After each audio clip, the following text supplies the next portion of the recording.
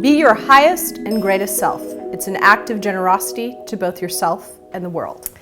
So, how are you supposed to be your highest, greatest self, and what does that mean as an act of generosity?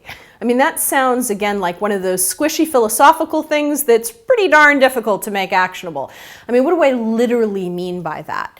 And one of the things I really wanted to do in this whole process with you is really help you create change for yourself. And so I always like to give stories about my own life or my client's life to help you really understand what it means to be your highest and greatest self.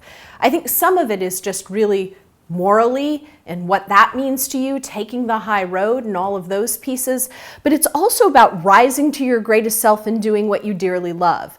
I think that people often sort of reduce themselves and do other things to make people happy or because it's safe, but what really happens is you are denying both yourself and the world of your greatest gifts and talents and experiences.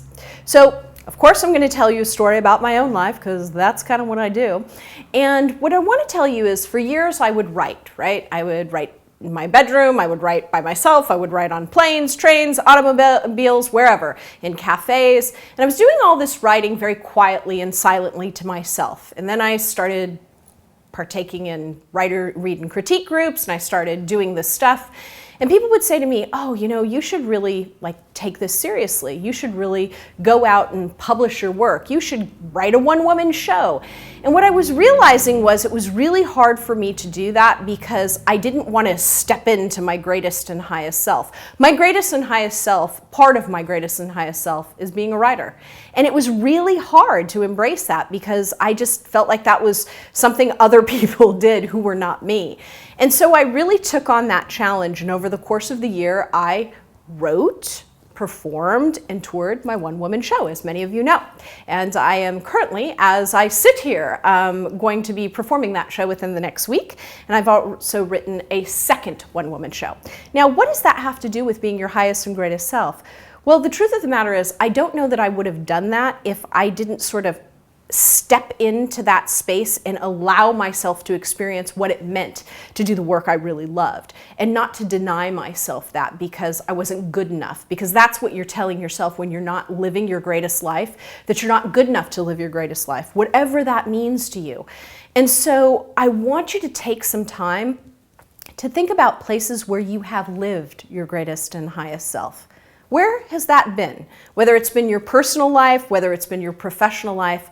And I want you to try to replicate that again. I want you to tap into that again. That's really how you make it actionable. You go and you do it. You don't just talk about it, but you go and do it.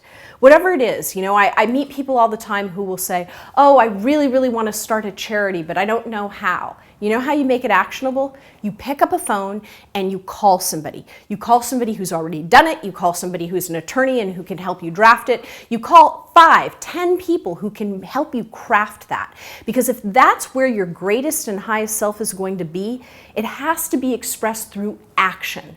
So I want you to think about the ways in which you want to express your greatest and highest self, and I want you to create 5 actions you can take to move that forward. If you're a writer, you might want to go take a class, join a read and critique group. If you want to move out of the country, you might need to learn how to speak Spanish or go get your passport. Whatever it is, I want you to create 5 actionable steps you need to do. And by the way, research is not one of them. That doesn't count. Don't even try it. You can't fool me. You need to actually go create things that are going to help you build some momentum, that are going to help move you forward. And if you do that, if you do 5 things, you will compel yourself to start living your greatest life. So go, do, be your greatest self.